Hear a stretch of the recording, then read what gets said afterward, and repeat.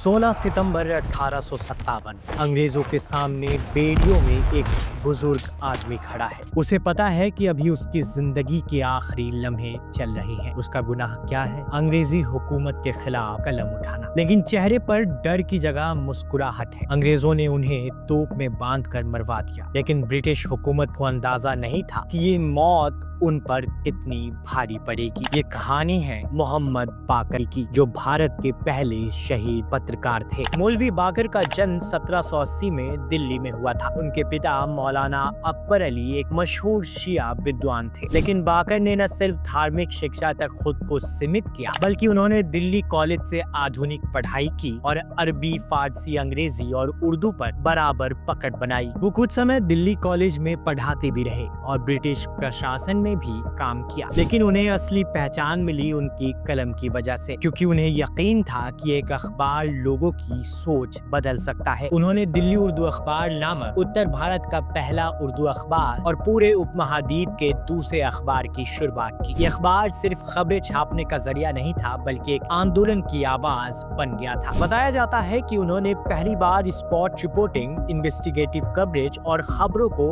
अलग अलग सेक्शन में बांटने जैसी तकनीकें अपनाई थी। वो अंग्रेजों की आदतों को चुनौती देने के लिए अखबार को शनिवार के बजाय रविवार को निकालते थे। मौलवी बाकर की सबसे बड़ी ताकत थी उनका एकता का पैगाम। 1843 में उन्होंने कश्मीरी गेट के पास एक इमाम बाड़ा बनवाया, जहां शिया, सुन्नी और हिंदू एक साथ करबला की याद में इकट्ठा होते। अपने अखबार में वो लगातार लिखते रहे कि अंग्रेजों से आजादी तभी मिल सकती है जब हिंदू और मुसलमान एकजुट हो। 10 मई 1857 को मेरठ से जब गदर की शुरुआत हुई, तब मौलवी बाकर ने अपने अखबार को भी एक नया नाम दिया, अखबारुस ज़फर, मुगल बादशाह बहादुर शाह जफर के नाम पर। पहली जंग आजादी नाकाम रही और 14 सितंबर 1857 को अंग्रेजों ने दिल्ली पर दोबारा कब्जा कर लिया। इसके बाद अंग्रेजों ने सबसे पहले मौलवी बाकर को गिरफ्तार किया और सिर्फ 2 दिन बाद 16 सितंबर को बिना किसी मुकदमे के मेजर विलियम हडसन ने उन्हें तोप से बांधकर उड़ा दिया। 77 साल की उम्र में मौलवी मोहम्मद बाकर भारत के पहले शहीद पत्रकार बने। उनकी मौत ने पत्रकारिता को नई दिशा दी कि कलम सच में तलवार से ज्यादा